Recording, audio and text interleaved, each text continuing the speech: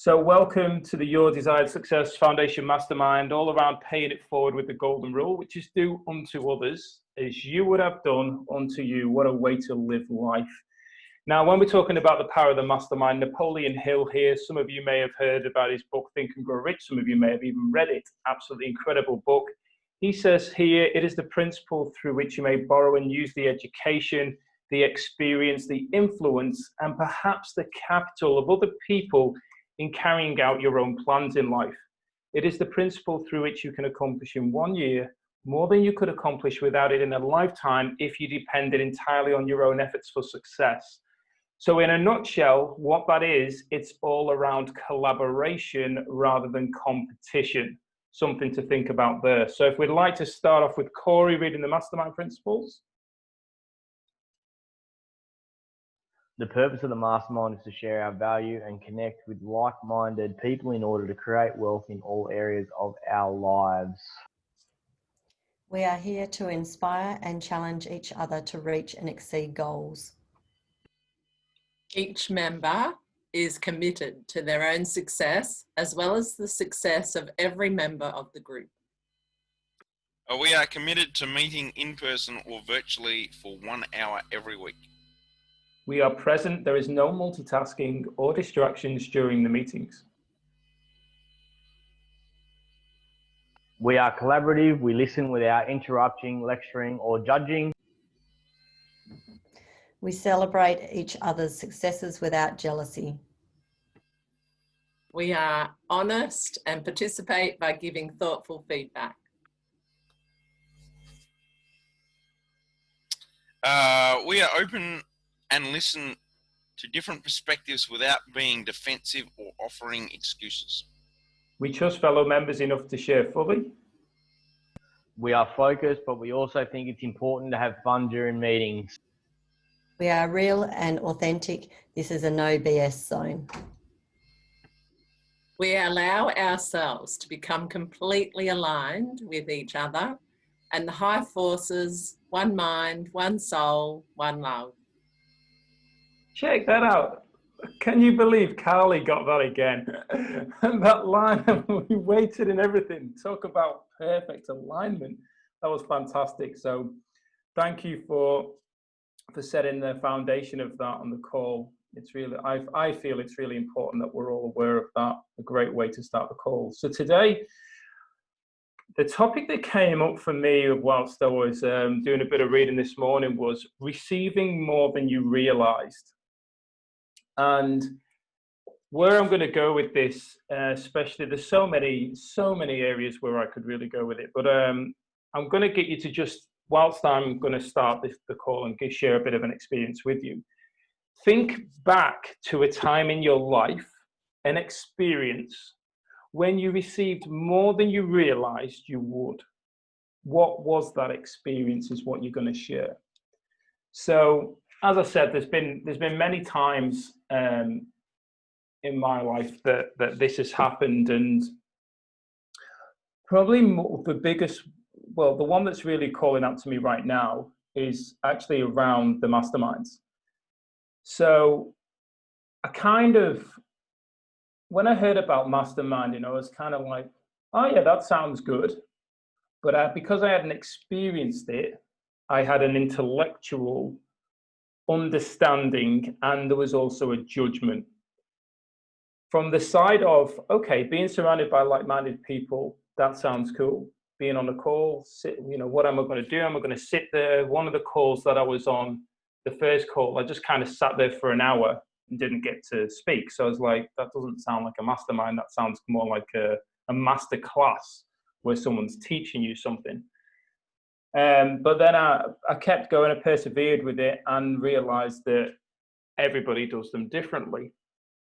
And when I decided to challenge myself to start getting into groups and communities that maybe I wouldn't have bothered, maybe I was too focused on where I was in from a business sense, and everything was, I have to just focus on my business. If it's outside of my business, it's not aligned, it's not going to work, I'm going to take my attention away. But when I stepped outside of what I was doing and I got around other people from all different walks of life, and different businesses, that's when I started receiving huge value. That's when my mind started expanding. That's when I realized that I needed to get out of, if you will, the bubble that I was in, to really to grow. And thanks to choosing to do that, it's allowed me to actually get to a point in my life, which was, I've shared this a couple of times now, May this year, when, so we're in the thick of COVID right now around the world, where I actually said to myself, who am I? Now, that wasn't me just existing and going about my daily life, because if I had been in that place of just doing what I was doing, I wouldn't have got to that point, I don't believe. It was through me challenging myself and stepping out of my comfort zone to put myself on calls like this, where I'm surrounded by people and listening to them, rather than me coming on and going, okay, what can I add as in value to this? And I'm just going to talk and then I'm not going to listen to anybody else. What I received from being open was the ability to actually slow down. And when I asked myself that question, who am I? That's when a lot started happening. A lot more questions came up, like, where am I going? What is the impact I want to make? What is the purpose for me being here? What have I done to this point so far? Who am I because of the relationships, the experiences I've had? So all these questions started coming up, but they didn't come up from a disempowering place. They came from an empowering place to move forward. They came from a place to really understand who am I, my value, the greatness that I bring to the world. And for me to choose to not show up, for me to choose to not be in it from a place of giving, activating the universal law of giving and receiving, for not being in a place of not being willing to accept the value from others, was going to limit my reasoning for being here. So thanks to yourselves, all the other people that I've been able to meet, I've received far more value from the masterminds than I ever intellectually thought possible.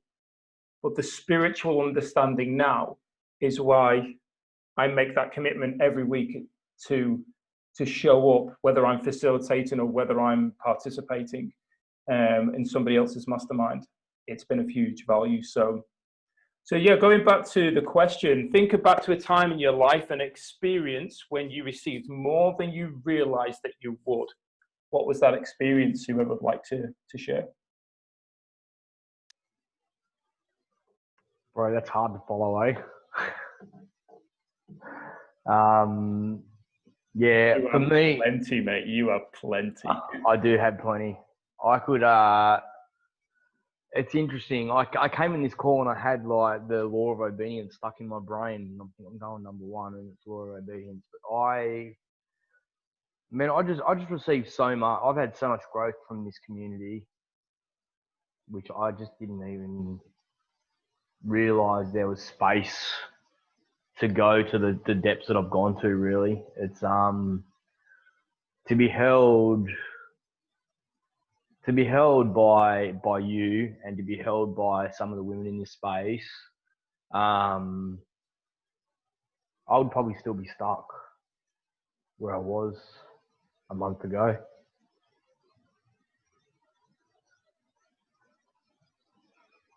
Yeah, like I was so deep in it.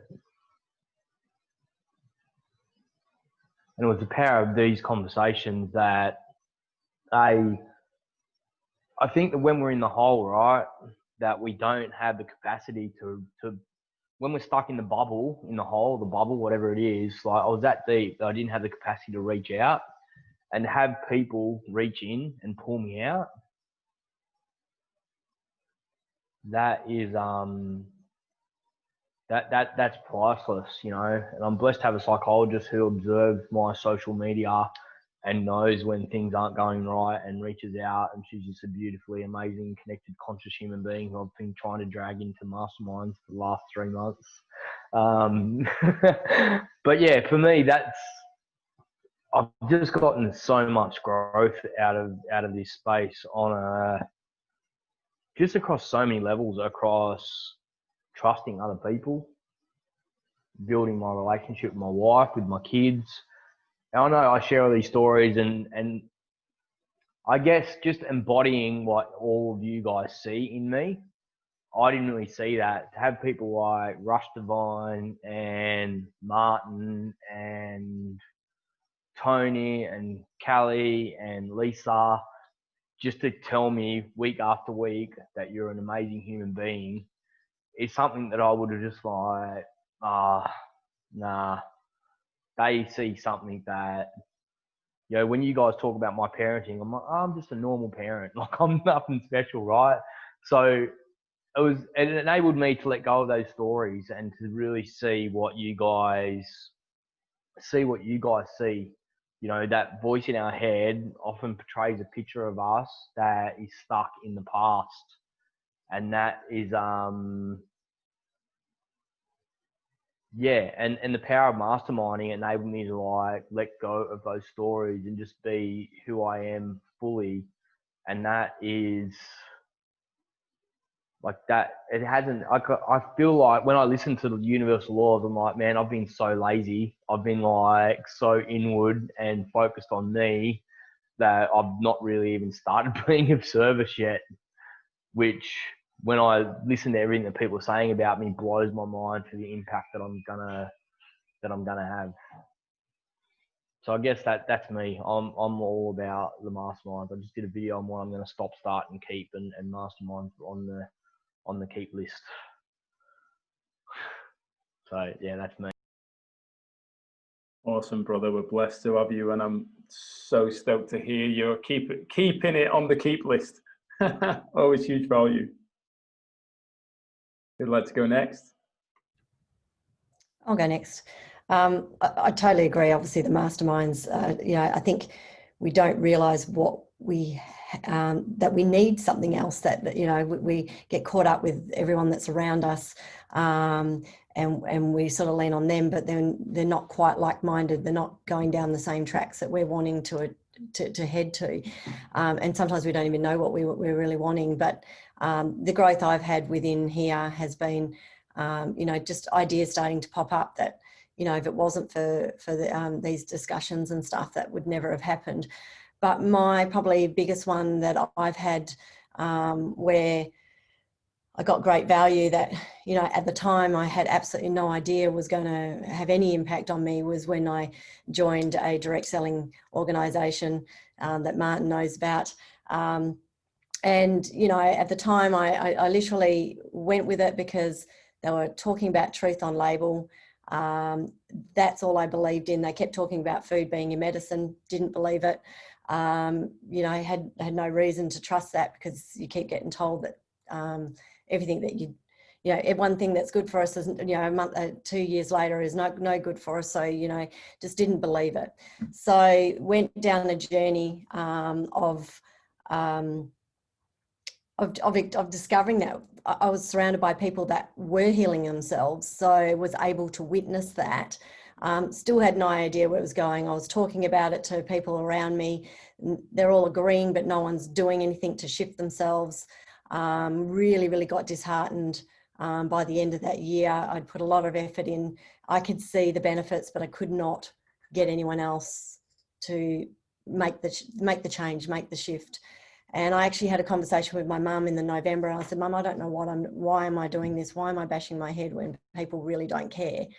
And she said to me, there will be a bigger picture for this. We don't know what it's going to be.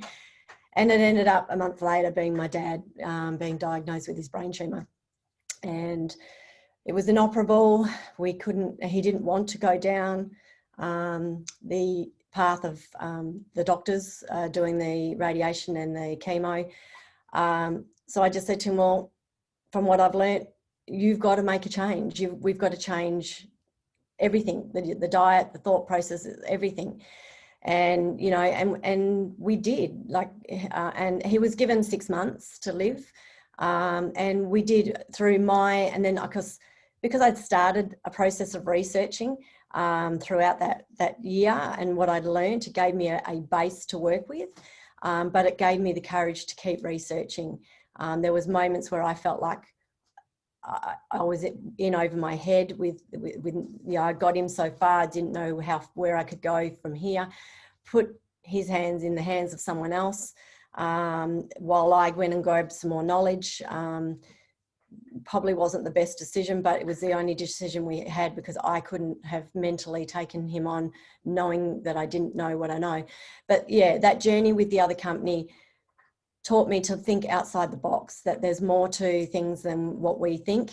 We're conditioned, very much conditioned, and that belief in, you know, just because someone tells you something doesn't mean it's true. You know, we kept telling Dad that, you know, just because I've told you 6 months doesn't mean it's going to be 6 months. And every time, you know, something had happened and they'd say to him, oh, that's it, you're going to go quickly now, you know, and it'd be like, no, we're not going to believe this shit. We're going to keep fighting. We're going to keep finding answers. And things just kept coming up, you know. It is trusting that intuition. And things just, you know, if I said, I need to know more about whatever it was, it popped in, you know, someone had the answer, but I was open to hearing it too, which made the difference. And he was. So, and we got 33 months, which is a lot more than they said that we would get. So yeah, the power in not knowing what we know. Thanks for sharing that, Diane. And just to confirm, I believe you said this on another call, which I think would be good to just hear again. You said that you got 33 months with your father, but didn't you say on a previous call that it actually helped bring the family closer together? Yeah, absolutely. We had been separated from my sister through some drama that had happened. You know, Dad didn't want her back in. And we just sort of, I just sort of said, look, at the end of the day, it's not fair that she would have to find out at your funeral that you've gone. She needs to have some sort of closure, whether that's a one-off conversation or whether it's something that, you know, heals things, heals us, because a big part of what he was experiencing and going through was because of the trauma of having to let her go. You know, he had been very badly hurt by her, and he's such a loving, gentle man that his family was always first. So, you know, we let her back in the door with the condition that the past was in the past, that it was not to be brought up again, and that we would just try and move forward. And yeah, I mean, it has. I'm about to go away with her for a week in January. It's like, it's scary shit, but we're going to do it, you know. And so we've had a year of just over, it's probably, about 18 months of her and her kids being back in our lives. Her kids absolutely doted on, you know, my parents, because they didn't, because the past was left in the past. And my parents were all about supporting and encouraging, and they've gone through some big transitions themselves, and my parents were the only ones there that were encouraging them to keep going. So yeah, the power of an, you know, of an illness or something bad happening that can you know, bring people closer, if you allow it, because we could have just as easy not. But the power, and, you know, and she got to be there right to the very end. My sister was there right to the very end. And through that process, it was interesting because there were things that had happened in her past that she resented my parents for in the early days, cropped back up, that, you know, she felt my mum and had controlled a situation when my brother was in a coma and she was in Canada, and you know, we had said to her, because she was nannying, she was looking after 5 young babies, you know, triplets and stuff, and we said, look, there's nothing you can do for him here. You're best to be there helping there, but still, if you really want to come home. But we really encouraged her to stay, but she held that against my mum, because I was part of that circle of getting my brother through his journey, and so she kind of felt, I suppose, left out. And that cropped back up right when Dad was going to be passing. She was due to go on a trip, and she had to make a decision on being there for my dad's passing or going on this trip. And you know, at first mum's like, just go on the trip. There's nothing you can do for dad. You know, say your goodbyes now. It's all good. And I had to stop my mum and say, no, this is her past coming back at her. She has to make this decision. She has to do this. And if you do it again, she's only going to resent you again. I said, so she has to step back and let her be the one to make this decision. And she decided to go, but she also decided that the second anything really changed, that she would, you know, where to let her know. And mum's like, oh, I'm not letting her know. She's got to, you know, because we'd brought in palliative care and she was going on this cruise, and she said, mum's like, no, she needs to go on the cruise, let her have her time. And I said, no, she needs to know and she needs to make her decisions. And she did, you know, we did let her know, and she put things in place. She was back the next day and she was back for in passing. But that was her closure that she needed. So she got to be in control of something that she didn't have control of before. So our past keeps coming up if we don't deal with it. Yeah, wow. Thank you for sharing, Diane. It's such an empowering story. And I know you've received even more from it, and continually are doing so. And which is actually, when I was putting this topic together, it was then shifted into the next phase of not only what's happened in our past, but then expanding our mind to the possibilities that are ahead. So when we're able to see all that growth that's taken place and what we've gone from it, then what's coming further, which is really exciting. So thank you for sharing. Stan and Carly, anything you'd like to add?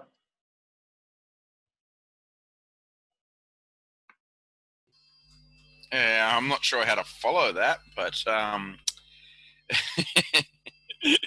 Remember, there's no judgment, buddy.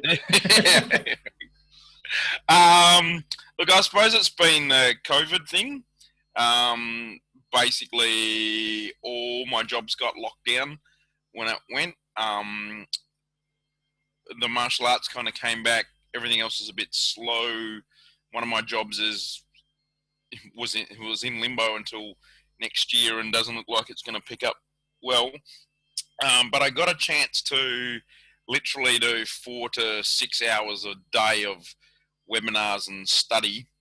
And then last night I've been doing a practice pod where coaches coach coaches and stuff. And we've been doing themes for December. And our theme last night was fear and anxiety. And so I got given like a sports coach, and she comes up and she says about her video blogs. And suppose I used my intuition, and I thought, I'm not going there because this is not where we're heading. We're heading into the fear. So I actually delved into the fear. And she said, how did you know to go there? And I said, but that was the topic.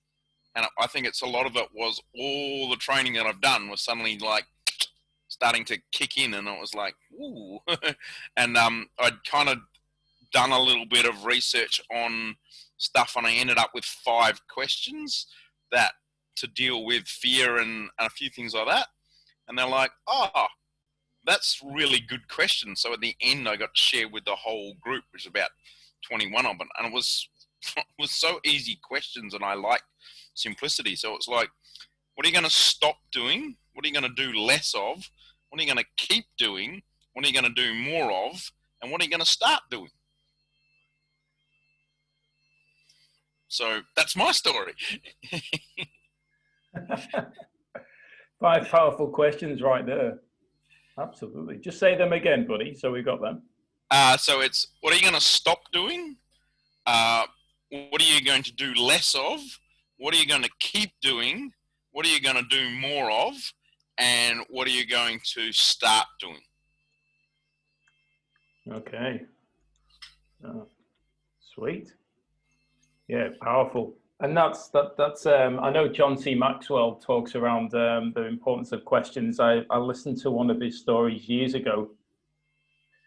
And has anybody ever listened to the story where he talks about him being a new pastor in a town and him wanting to get 300 people to the church service?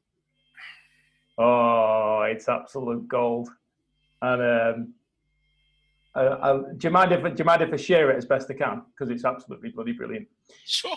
So, and this is a few years ago, so I'll do my best to remember it.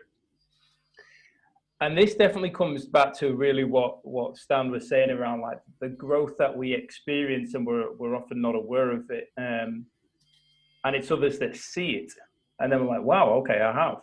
Well, John C. Maxwell was sent to a town where he was going to be the pastor for the church. And it was a small little village. And he did this service, and the congregation and stuff were all pleasant and happy and stuff. And he said, look, I want to create something big. We're going to have 300 people in this church. And everyone's like, woohoo, this is going to be fantastic. And he's like, we're going to make it happen. We're going to do this, but I need your help. I need you to tell everybody in the village. I need you to get everybody together to come here and make this happen. So he said the whole village was in ecstasy. Although there was two brothers, I think they were, who owned a service station, and they didn't come to Mass. They didn't like going to Mass. They didn't want anything to do with it. But they were part of the village, a part of the community. And this one day, this day of when the service is taking place, people are all coming in, and it's filling up the church, and he's at the front there, and he's seeing all this taking place, and he's fantastic, he's excited, and everybody's buzzing. He can feel the energy in the church. And he's got the people at the back who are counting the people who are coming in. I'm not sure what you call them, but let's call them ushers. And they're ushering everybody to the seats and getting them in the church, and the church is packed. There's not enough seats. And he says to the back, everybody comes, and he says, right, how many have we got in? They go, 299. And he went, I must be the only pastor in the world that's got an honest set of honest ushers, instead of just saying we've got 300. So he said, right, we can't start Mass. And everybody's like, what? And he's going, I said we have to have 300. He says, I'm going out and I'm going to find the person who's going to make 300. So the congregation's going wild as he's walking out. And as he goes out the church, right in front of him is the service station. And sat there outside the service station are these two brothers. And he goes over to these two brothers, and they sit there and they say, wow, Father, there's you're having one hell of a party over there. And he's like, yep, we are. He says, you must have almost everybody from town. And he's like, almost. He said, I've got a question to ask you fellas. Which one of you wants to be the hero of the village? And they're like, what do you mean? He said, we're one person short, and one of you is going to actually make this village very, very happy and proud, and we're going to be able to start the service. And apparently they looked at each other, and this is a true story, and they looked at each other and said, do you know what, Father? We'll go together. And he walked into, I'm getting goosebumps now, he walked into the church with them hand in hand. He took them all the way to the front. He kicked off the regulars from the front row, and they sat down there. And the church was in hysterics, an uproar, and in ecstasy. And then he started.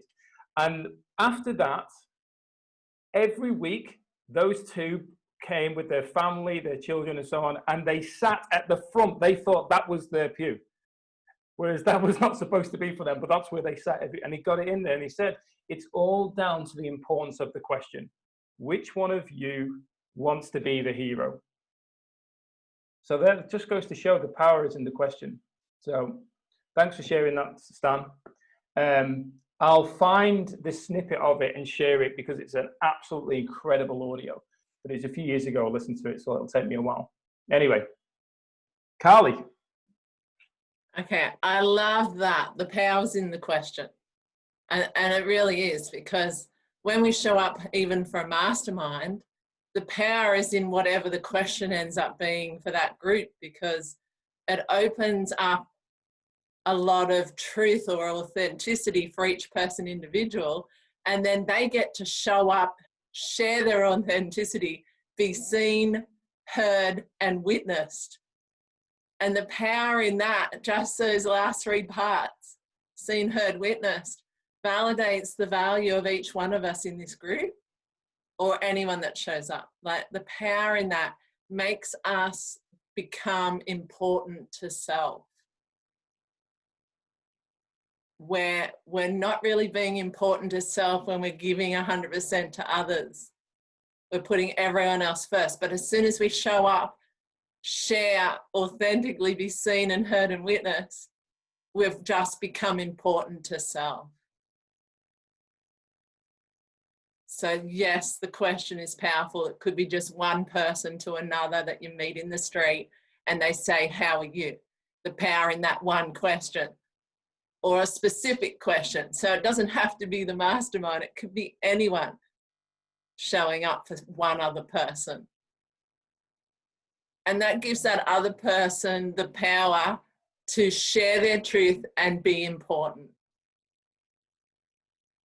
And I'm pretty sure most of us, including myself, have grown up thinking we weren't that important, especially in Australia, probably all around the world. But a lot of people think they're not as valuable as the next person. That's why there's comparison. That's why we need perfection, just to be accepted. Like we think we've got to get it right to be accepted, when in authenticity, all we need to do is show up, ask the right question, be seen, heard and witnessed. And the power in that validates our importance. And it's not an ego importance. It's about being valued for who we truly are. And we can't have that unless we have a second person. We can do it with ourselves in the mirror, but it's just not the same as when we show up and have a real connection with others, mirroring that back to us, just like Corey said. And just like Diana said with her sister, she got to show up and actually own the part of her that she regretted the second time round. And without that permission of the rest of the family, even, it's like she was waiting for permission subtly, even if she was conscious or unconscious of that. And whether you guys were conscious of that, she was actually waiting for permission to be good enough for the family to show up. And that's the gift you gave. My experience was I never saw myself as the important person in the room. I always went in second or last and let everyone else show up. No way would I have shared anything, because I would have been too nervous. My words would have went over the top of each other word and I would have lost even what I needed to say. Like, there's no way I would have stood in front of 1,000 people and shared. And so, but I could have done it one-on-one, but there's no way I would be in a room full of people and be the speaker. But now I choose to be in a room full of people and stand on stage and be the speaker, because that's how important it is for me to show up. And Corey, you're going to be fantastic at that. Like, shit, you're going to be good. You've got the biggest heart I know, besides Martin. Everyone here, like, you're going to be amazing at that when you stand in front of all those different age groups. You already are. And we get to witness it every time you come on our masterminds together. Like, we know you already are. So that's how inspiring you are to all of us. And Martin's the exact same. Like, that's what got me here to the masterminds, because he's so inspiring on stage with the water stuff. And he already was authentic and showing up and was the important person in the room. Because without Martin showing up, I would not have joined this mastermind. Like, I wouldn't have shown up, because that's how important he is. Like, shit. And we're all that important. But a lot of us, including myself, forgot because of how our family treated us or how our community treated us. But it's not that, it's how we treated ourselves. Because deep down underneath all of that, it really is about our own belief in ourselves, whether we recognize it or not. And so when we show up, we get to change our belief, because we recognize our value from helping others, and then they mirror back to us their appreciation, and it just allows us to grow a bit more and own our value and accept ourselves that we are important with that. fucking important, and I'm swearing because it's that important to show up, and shit, you guys are going to be awesome at it. Yeah, fantastic share there, Carly, and thank you for your kind words. And I truly do believe we've all got a huge heart. I've said it, and I 100% know it, believe it. We were created from love, and that's what we've got to give. So the fact that you've been inspired by certain people around, certainly in this community and outside, just shows the size of your heart. You know, we can't deny it. We feel we're aligned, we're connected, and I feel that from my side, with, you know, from where I'm coming from, it was just about showing up. You know, whenever I've been asked, you know, this boy, you speak to my mum, this boy up until 13 years of age was super shy, didn't speak until spoken to, hid wherever he could. And I'm certainly making up for it now, for those what you could class as lost years. But I know what it's like to be in the dark. I know what it's like to put myself in the dark. I know what it's like to be put in the dark. But I only know what it's like to be now in the light, based on that experience. So all I have is gratitude for everything that's happened. And if I can be some level of inspiration, which for those who are aware, it's in spirit, it's being in spirit with self, connected to self. If I can be some level of inspiration to somebody else to help them move forward, then what an absolute blessing, whether I know it or not. And that's where it goes right the way back to, what are you in it for? Are you in it for the applause, or are you in it for the cause? Because if you're in it for the cause, you're not interested in the accolades, you're just being instead of doing. And that's, you know, I'm grateful to be asked to speak on stage. I'm grateful for these platforms on social media that allows us to reach more people around the world.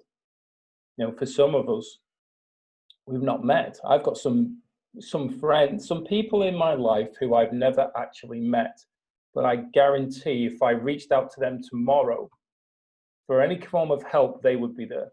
And I've never even met them physically. That's the power of what we have, but that only comes from a place of us choosing to show up with an open heart and be honest, raw, vulnerable. And that's what we witness with these groups, and that's why I feel like people are attracted to what we're about, because it's real. People can relate. Go for it, Dan. Come. Just, yeah, adding to all of that, you know, just thinking back on Dad as well. And I think it's probably one of the things you were sort of alluding to earlier, Martin, was, you know, with everything that I gave up, everything that I did without even thinking about it. It was just, you know, I gave because I wanted to help him. I loved him. But what I received back from that was like the level of love and the depth of the power of the connection that we were able to create in that time is just unmeasurable. It was just another level that, you know, some people will never experience because they won't put themselves out there to give unconditionally to someone else. Most people, you know, through our journey, most people would have given up 100 times over going through what we were going through and just said, oh, look, you know, that's it. You know, we kept fighting, and it was the love that we had for each other that, you know, when he was down, but we were always able to pick him back up. And then to watch him go from being paralyzed on one side in a wheelchair to get up, and that you start using that arm again, and then go out there and mow the lawn, or, you know, make me a wine stand, or, you know, this is a guy that was, they had said would not be able to do any of those things once he lost them. And every time he picked back up because he had that love and that belief from us. But the unconditional love, the level of depth that we got to, and it was because my mum was there 24 hours a day doing his care. We didn't have people coming in to help. he felt and he saw what we would give up for someone else. And, you know, it just, what we got back from him, just like I say, you know, we've been talking about, you know, what you wouldn't expect to get. And that was just so powerful. And it's something that keeps me going every day and keeps me honouring him every day, in a way of not having to grieve and cry for him, to celebrate his love, because he left us with so much. Beautiful share. Thanks, Diane. Corey? I was reading an article which really got me thinking about this, and it was talking about how COVID had caused people to believe they are. It's like talking about how COVID caused a loss in connection, right? How when we are face to face, we have this connection, you know, like, and when we're in these spaces, this is about communication, not connection. And there's a degree of that, right? Like when you and I get together and we have a hug and we sit and talk, there's something deeper than what we experience here. I guess it's really important to not have this as the be all and end all of everything. Like this is a great tool for communication and layers of connection, but to be really connected, it's about that eye to eye, heart to heart, face to face connection, right? And when I read that article, I thought I really reflected on this space, because I've spent so much time this year in virtual spaces with men, and in my men's circles, it didn't become about connection, right? Because we lost guys. They'd come for a week and then they wouldn't come, and they didn't come back. So that was about communication, not necessarily connection. So there's probably some lessons in that for me to look at. What can I do differently in how I run my spaces, how I hold space for people. So yeah, I guess I don't know where I'm really going with this, but just I guess, you know, Diane, that whole thing with your dad and your sister was all about connection, right? It was all about being, as Callie would say, being seen, being heard, being witnessed. For all of you, your father doing that for you and you doing that for him and everyone else in your family. So I guess in this season of in this season of giving, don't get caught up in the virtual space. I guess just look at what life has to show up for you beyond this virtual space, I guess. And as you go traveling, Martin, that's going to be even more difficult, right? It's going to add another layer of complexity to that for you. Yeah, absolutely, and some really powerful points there, Corey. I think one of the ones that in particular that came up for me was when you mentioned about, you know, people came in for maybe one session, one call, so to speak. Because it's not a session. Well, it is a session. Depends how you look at it. But some people really don't understand what they're signing up for, and I know people coming onto this or watching this would be a bit triggered by it, or, you know, and think, "Oh, crikey, you know, what am I going to say? What's going to come up? Am I going to be able to add value to these people? Because what these people are sharing is so deep." And I've had people reach out to me and say that. I've also had people reach out to me and go, "Wow, it is so like rewarding to be on a call like this. It's so rewarding to hear the conversations." But I know that there's also the angle of what people experience on the outside, and if they choose to, in this example, come back and be a part of it. But I feel that from my side, I trialed different things based on what I had witnessed and been on until I found something that aligned with me. And you're a prime example in regards to the experience you had, Corey, because when you came onto the first, I think it was pretty much the first mastermind that I facilitated. That was actually very much inspired by what I liked about other people and feeling that I needed to follow that rather than what I wanted to do. And I created all this stuff and put it together, but it didn't flow right and it never felt right. But I didn't know why it didn't feel right because I had enjoyed other people's stuff. And it was only when I just started like letting go of certain things that I had seen and just started creating what we're at right now, that I've got to a place where I am excited and I'm fulfilled by being on these calls myself. So I created them from a place of what is the value that I want to receive, and if I enjoy it, the people who align with me, who actually feel like I'm helping them move forward or inspired or empowered, whatever word we choose to use, they're going to choose to keep coming back because the connection's there. If that makes sense. And it's taken time. And this is obviously coming from another angle of, for those of you who want to create a space like this, that's where I'd be looking. Not what do people want, what do I want? So Tim Ferriss is the ultimate example of this, right? He interviews people based on what he wants to learn. That's why he's been successful. Yeah, that is powerful. And I love that, Corey. I've been interviewing people on a Friday, and I've been interviewing for them to be seen and heard, to show up and be seen and heard. And like I interviewed Martin, but my intention when I asked him was so that he could be really seen and heard for who he really is, not just the water guy, because he's got this amazing ability to have this wisdom come out of him that could help so many. And his heart, like, I wanted him to be seen, not just for the water guy. And so if that's the case, and that's why I'm interviewing people and I want to be seen, the thought of that.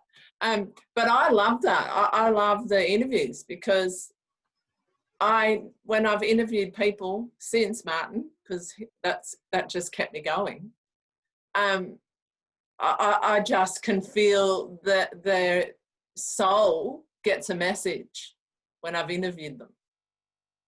And then they've run with that because they've got to know what they needed and what the little missing link was, like if it was for valuing themselves in some way different to what they're known as in society, like as the water guy.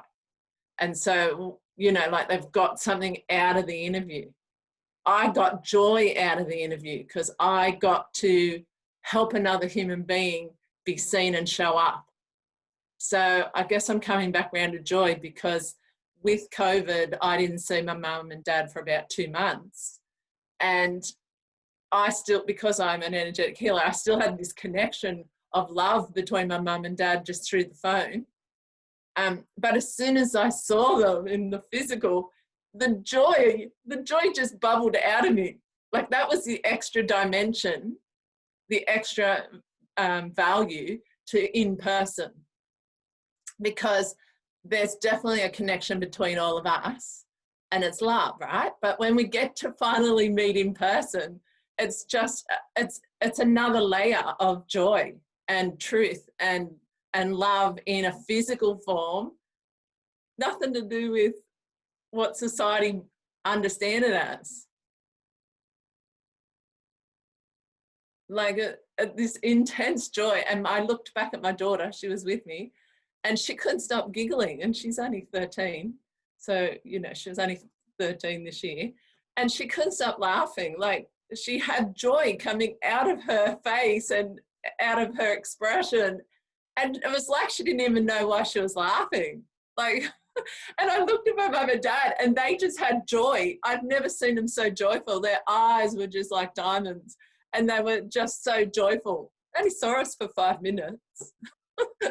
And then we went again, and then COVID locked down a bit more. But that was enough. Like that was enough joy to last me for months. Like it was just so powerful. Yeah. Yeah, it was Riley's birthday yesterday, and we don't we're not extravagant gift givers by any stretch of the imagination. We like our kids to kind of understand the value of money and earning, et cetera, et cetera. But we bought my son an iPad. It's for his birthday and Christmas, and I'm gonna cry. He tore a corner. I said, "We got you a book, mate," because it looked like a book. It was an iPad, and we'd been playing it. He'd saved up enough money to buy this iPad himself. And he'd gone to JB Hi-Fi and they were sold out and they're not until 24th of January. So we're like, oh, well, mate, there's no way we can buy one. You can't even buy one. So we played this whole story and he peeled the corner. And because he watches YouTube videos of people unwrapping shit, he knew as soon as he pulled the corner of the paper what it was. And he burst into tears. He couldn't believe that we love him that much. It wasn't about the gift. It was about the expression of love. And as a father, it was just really beautiful to be a part of that experience. You know, my wife organised for my dad to come over for my 40th from Sydney. I hadn't seen him for 4 years. I talked to him every day on the phone. And when I come home from work, he was here like, I was like a 5-year-old, you know?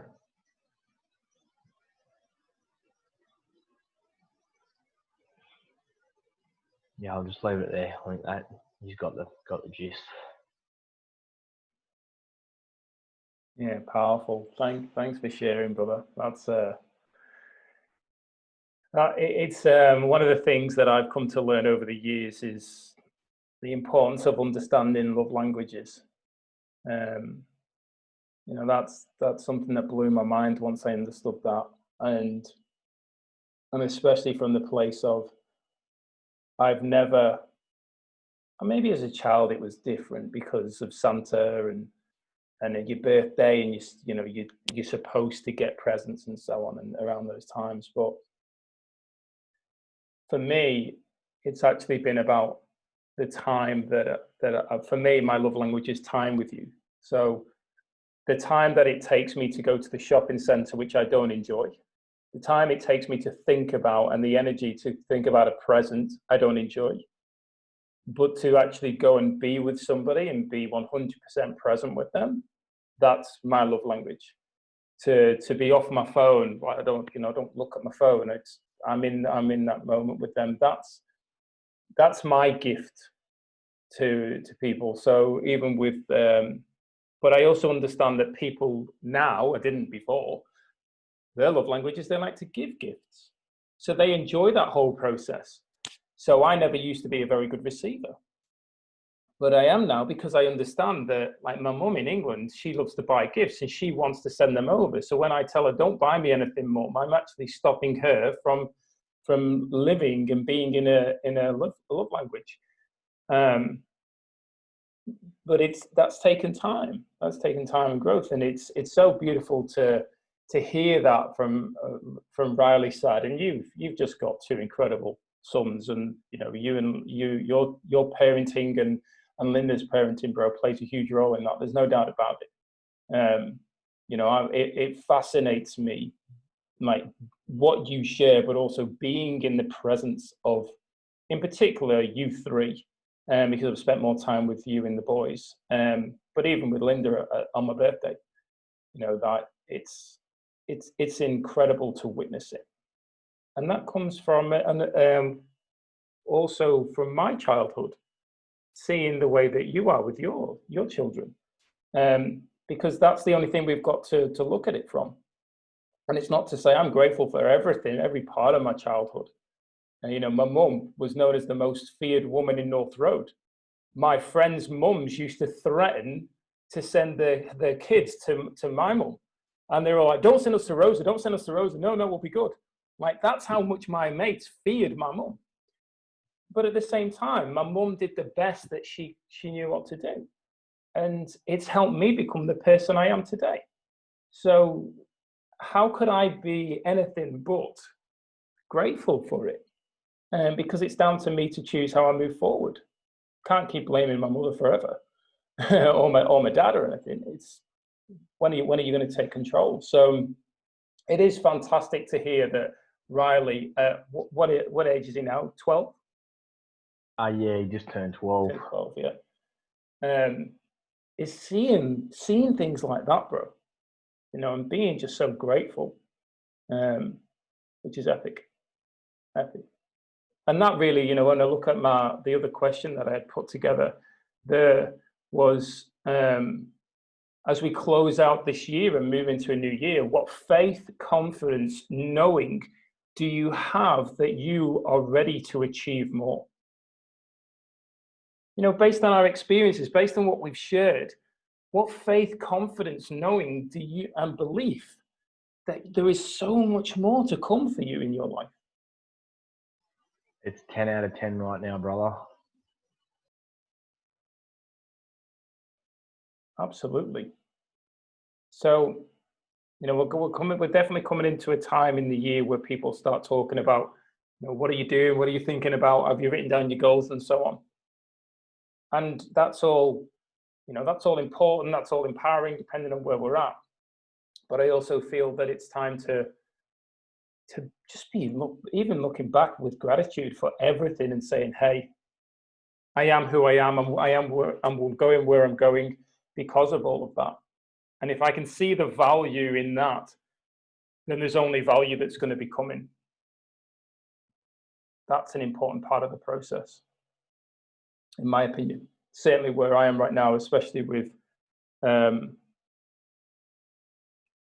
still amazed at how many people are saying 2020 was a terrible year. I'm like, every year, you've probably been saying that.